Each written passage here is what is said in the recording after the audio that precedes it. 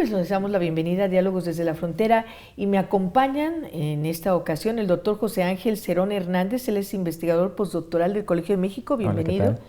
Y el doctor Julio César Becerra Pozos, que ya había estado en alguna otra ocasión aquí con nosotros, profesor e investigador de la Universidad Autónoma del Estado de Hidalgo. Hola. Bienvenido. Bueno, pues entramos en materia. ¿Por qué el lado oculto de la precarización del trabajo juvenil? Bueno, a veces cuando se habla de precarización, uno habla abiertamente que hay procesos que intensifican, precarizan, quitan seguridad social a los trabajadores, pero cuando hablamos del lado oculto, tratamos de reconocer que la población juvenil cada vez está más formada, mejor formada, con mayor nivel educativo, pero el mercado de trabajo cada vez está más cerrado, segmentado, que los obliga a aceptar trabajos o a veces experimentar ocupaciones que los intensifican, los precarizan, pero lo tomo porque necesito estar ocupado y además generan ciertas narrativas que justifican su decisión, ¿no? Una cadena invisible que los precariza, pero que la beso. Y eso nos lleva a preguntarnos, bueno, ¿cuál es el futuro del trabajo de los jóvenes? Y si ese futuro se habla de un ocultamiento de esta precarización. De alguna manera, lo que usted decía, doctor, son generaciones que salen mucho mejor preparadas en el tema de la tecnología también. Pero por así decirlo, son trabajos, no lo entrecomillo, los clásicos, sino son, por así decirlo, trabajos más agradables, más cool, como dicen los chavos. Claro, de hecho hay una perspectiva de estudios del trabajo, una perspectiva francesa que le llama trabajos cool, a este conjunto de ocupaciones principalmente juveniles que se asocian con la tecnología, pero que tienen ciertas narrativas como porque es liberador, ¿no? Es divertido, ¿no? No sé si han escuchado de estas empresas de tecnología que tenemos el Xbox en la sala y tenemos la maquinita y sin embargo eso oculta procesos de intensificación. Tengo la consola, pero trabajo 12 horas, 10 horas y no tengo un contrato fijo y solamente... Pero hey, hay una consola en la sala, ¿no? Y eso es un ocultamiento de la precariedad y le llaman los trabajos cool. Es decir, sin prestaciones, un mayor número de horas y un salario muy bajo. Claro, un salario muy bajo en términos de su calificación, ¿no? Son personas jóvenes muy preparadas, pero que para defender el proyecto de la juventud, del trabajo cool, acepto esto a fin de llevarlo a flote, ¿no? Y poder reivindicarme como joven. Y porque somos jóvenes. Uh-huh.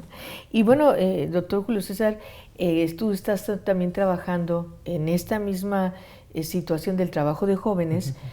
Una característica que me parece muy importante, los jóvenes para aguantar jornadas muy largas de trabajo o muy intensas, están consumiendo más drogas.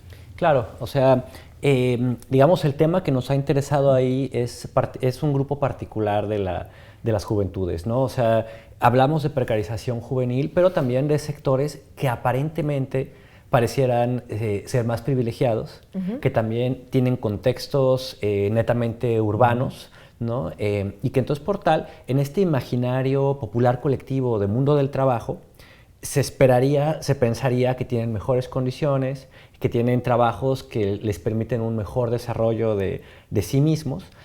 Como comentaba Cerón, ¿no? O sea, hablamos de personas que tienen accesos universitarios incluso, ¿no? Que son trabajos técnicamente altos, digamos, calificados, pero hay esta parte de precarización. Y por este lado también entra esta autoexigencia también, ¿no? Podríamos hablar de trabajos que incluso no hay la figura de un patrón físico que esté fiscalizando el trabajo.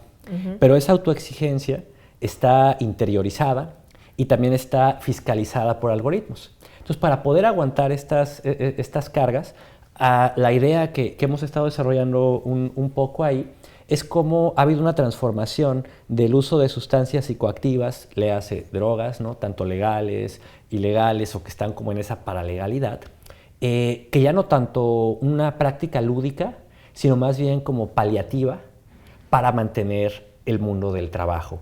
Lo que podríamos pensar, no sé, alguien que tiene un ciclo de sueño totalmente alterado y para poder aguantar esa jornada, pues entonces está en un estado alterado de conciencia que está, digamos, castigando su propio cuerpo para poder aguantar estos términos, ¿no? En esta parte me llama la atención, bueno, normalmente a veces tenemos un, por así decirlo, supervisor, vigilante, alguien que está pues checando como normalmente en la maquila o en cualquier oficina, ¿no? Pero en este caso no, porque a veces son, como decías tú, personas que están en una sala con una consola, no tienen esa vigilancia y de alguna manera eso es permisivo, ¿o cómo lo podemos ubicar? Lo podemos ubicar como que por un lado sí es permisivo porque no hay este ojo, ¿no?, que lo esté observando. Hablamos de trabajos en plataformas sociodigitales, en el cual pues tu patrón no lo ves en un cara a cara, ¿no?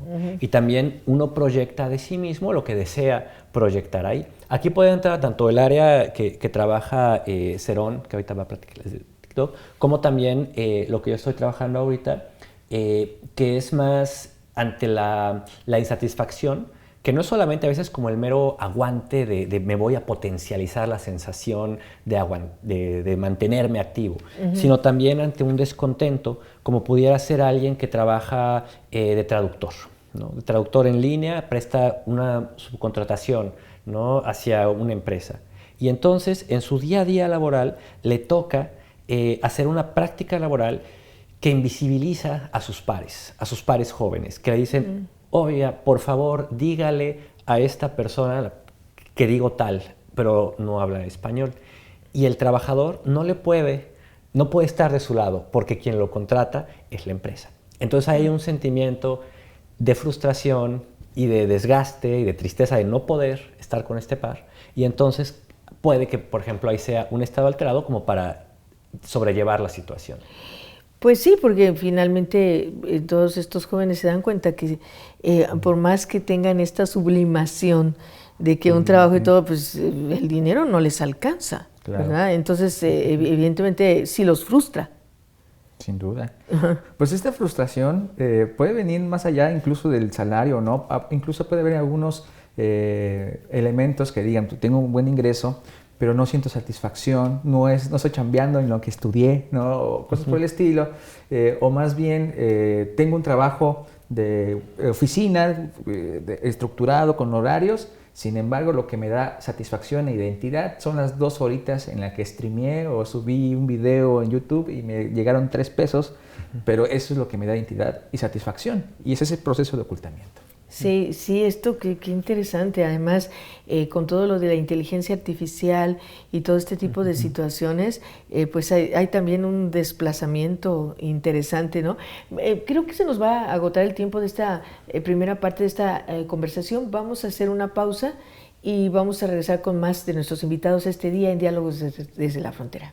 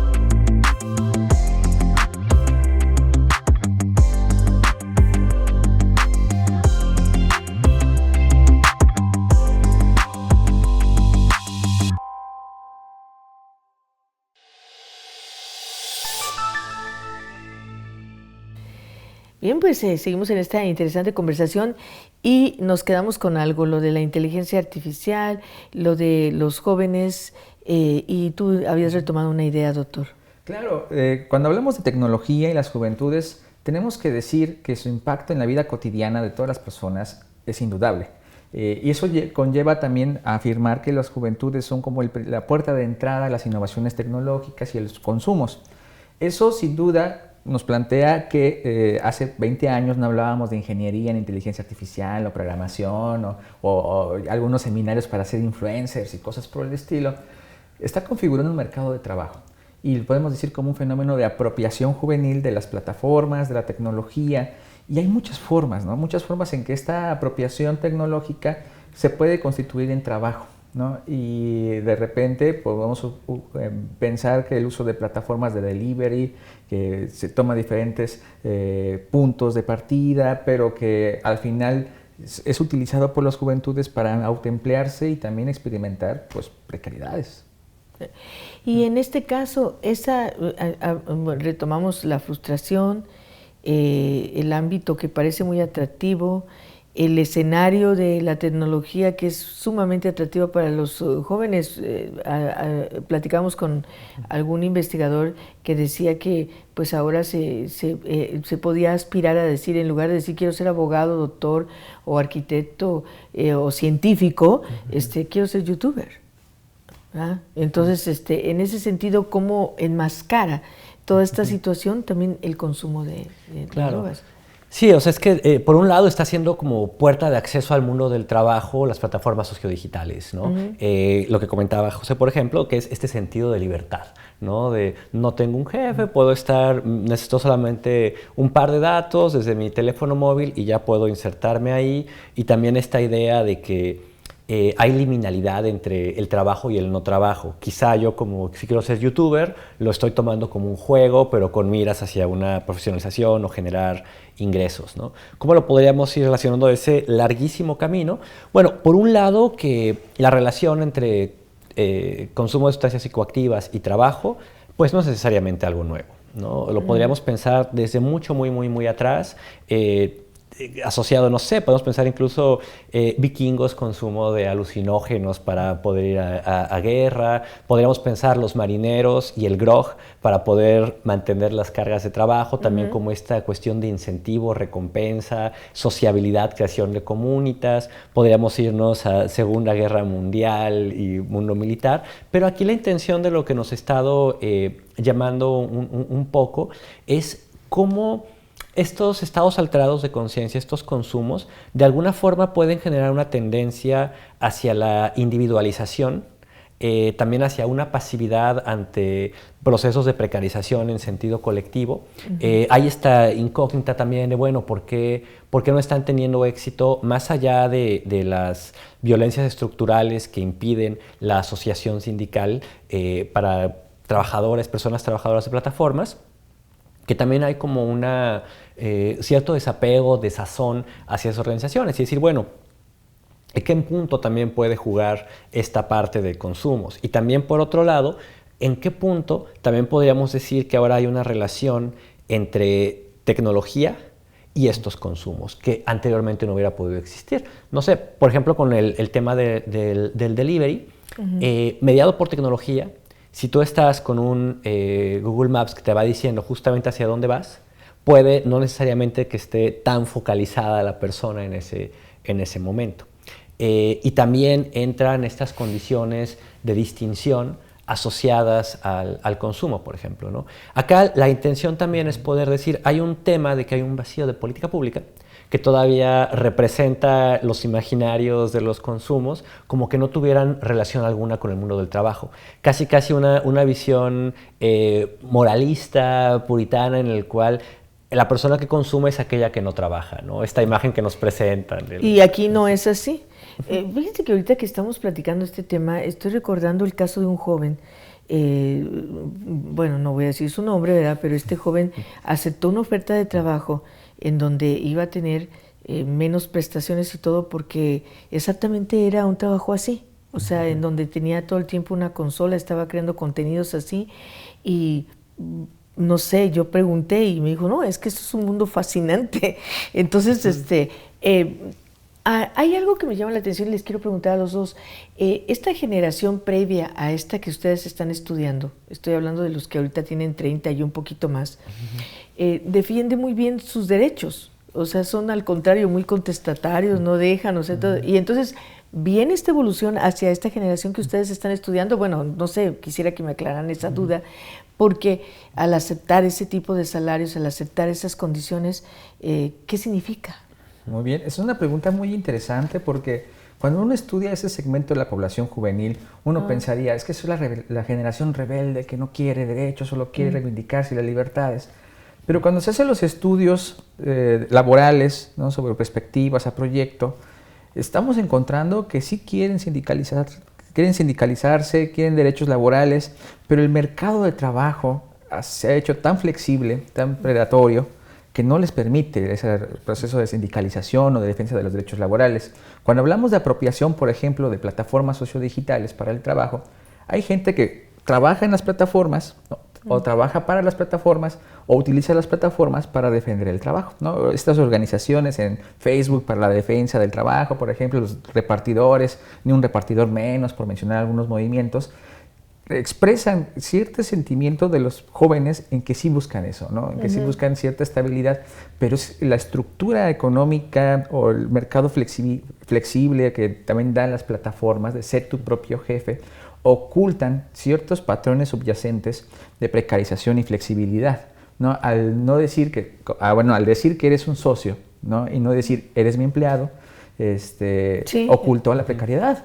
Sí. Y el joven, pues bueno, lo tomo. Es mi socio. Es mi socio, pero bueno, y lo acepto porque es una plataforma y es cool, ¿no? Pero ahí está. Sí, y aparte suena interesante, doctor, el que el joven pueda decir, no, pues es que soy socio en una empresa digital, ¿no? Suena muy, ¿verdad? Lo máximo. Sí. Claro, y acá lo interesante es, por ejemplo, hay un trabajo de Maynor Salas que justamente habla de que hay una diversidad de discursos, como que, digamos, no podríamos tener una respuesta entre que no podríamos decir, dada la homogeneidad, ¿no? De, sí, las personas jóvenes piensan así sobre este trabajo o no lo ven, ¿no? O sea, hay tendencias en las cuales habrá personas jóvenes que se compren este discurso de decir, sí, claro, estoy siendo un socio, voy en el camino hacia el emprendedurismo, como también hay otros que son más conscientes de sus horizontes de posibilidades, de la explotación a la que están pasando, pero que justamente también están conscientes de que no se puede tener esos accesos, ¿no? Lo que comentabas, José, ¿no? De que no es que se puedan sindicalizar, no es que puedan tener prestaciones, no es que no las quieran, claro, sino que reconocen que no hay esa posibilidad. Entonces hay como que diferentes tendencias de cómo van a ver esa misma actividad laboral, quienes la pueden ver como sí, este es lo máximo, es el mundo del futuro, es lo que uno tiene que hacer, y otros que sea es lo que nos toca, ¿no? Sí, están esas dos expectativas. Bueno, creo que vamos a hacer pausa de nueva cuenta. Dejo una pregunta al aire. ¿Esto que ustedes están estudiando en concreto en México está ocurriendo en todo el planeta, supongo? O sea, está ocurriendo en otras partes del mundo, ¿y qué expectativa nos deja al futuro, a corto plazo? Vamos a hacer pausa, regresamos con nuestros invitados hoy en Diálogos desde la Frontera.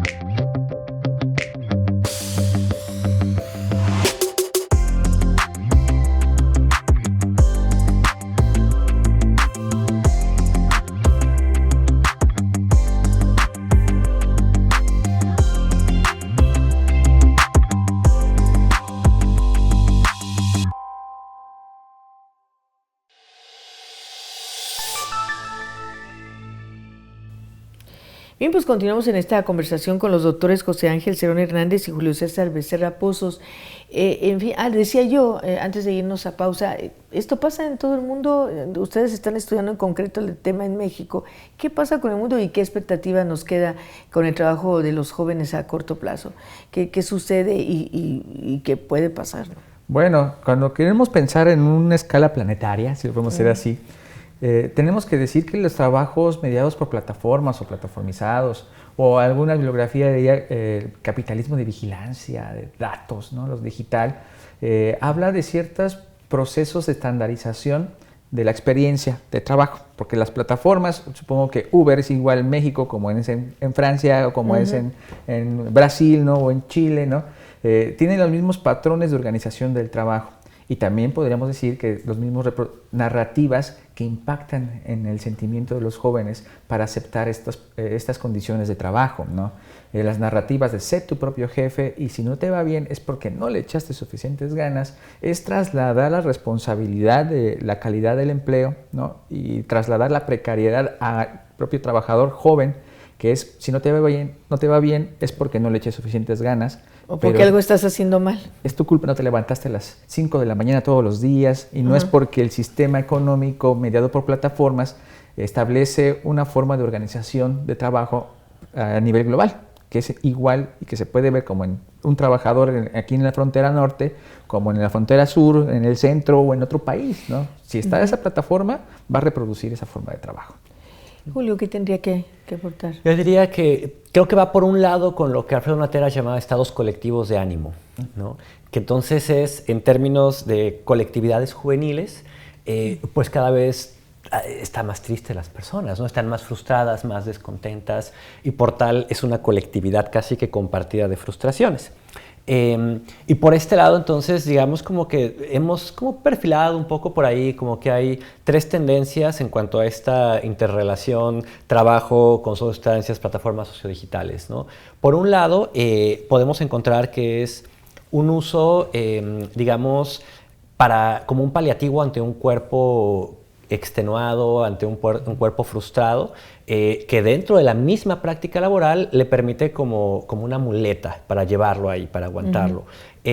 Por otro lado, también podría estar como un detonante para la reposición de la fuerza de trabajo. Esto va muy de la mano con las partes de la autoexigencia que hay, ¿no? Que es gente que ya tiene mayores problemas para conciliar el sueño, mayores problemas para poder marcar una delimitación entre el trabajo y el no trabajo.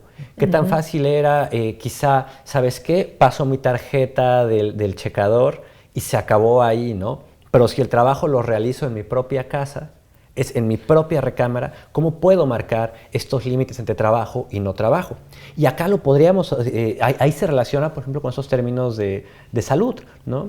Que también muchas personas tienen un primer contacto con salud mental, con psicólogos, con psiquiatras, pero el costo de los medicamentos es muy elevado, el costo de las terapias es muy elevado, y entonces se vuelve como, bueno, mejor tengo esta otra opción, ¿no? Y la puedo llevar un poco por ahí porque me genera un efecto para poder conciliar el sueño y entonces ya no es lúdico, ¿no? También, o sea, porque digamos, no es una cuestión negacionista de, ay, no puede existir, la gente no debería consumir, una cuestión de ese lado, ¿no? Sino es más como, ¿cómo está generando un estado colectivo hacia estas cuestiones más depresivas? Y la tercera tendencia que estamos viendo también es el uso de sustancias psicoactivas como un elemento catártico de la dinámica laboral, ¿no? Y que se inserta en economías de reproducción de fuerza de trabajo que están también asociadas a estas rítmicas muchísimo más aceleradas. En este caso, pudiera ser que algo que se haya trabajado desde los 90s,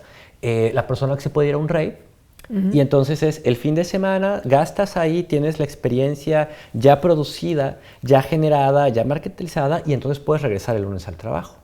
Ya no es como unas vacaciones de que necesitas irte por más días, ¿no? Sino son la catarsis que permite una reproducción que va a tener un costo acumulado también. Bueno, y les preguntaba hace rato si es una tendencia en todo el planeta, pero también me quedo pensando en la reglamentación en cuanto a los salarios en otras partes de tan solo Estados Unidos, Canadá. Es un poco más complicado que se dé esta situación como la que ustedes dicen de manipulación de de un salario bajo, ¿no? O un trabajo sin prestaciones. Claro, bueno, cuando se habla, un punto de partida para poder entender este fenómeno a nivel global ha sido el impacto de los contratos 0 horas, que es muy común entre los jóvenes a nivel mundial. Estas plataformas tecnológicas solo te pagan lo que trabajas, pero no te pagan el tiempo muerto, en lo que estás esperando. A nivel mundial hablamos de miles de personas que hacen microtasking, ¿no? Pequeñas tareas, ¿no? Y que concursan y que subastan la tarea a cuántos dólares y eso los lleva a precarizarse porque tienen que venderlo muy barato, ¿no? Entonces los lleva a tomar más tareas, aunque sean muy baratas, se intensifican. Eso los lleva a un estado, coincido totalmente con Julio, de desánimo. Estudié tanto, hice esto, al terminar subastando mi trabajo lo más barato posible para que me contraten, ¿no? Trabajo unas cuantas horitas y recibo unos cuantos dólares. Al final, ¿cómo me siento? No, me siento mal.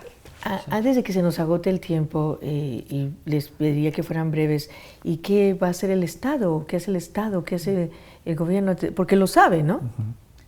Bueno, uno de los caminos es el desarrollo de políticas públicas que reconozcan el proceso de subordinación de algunas plataformas, de algunas tendencias del trabajo.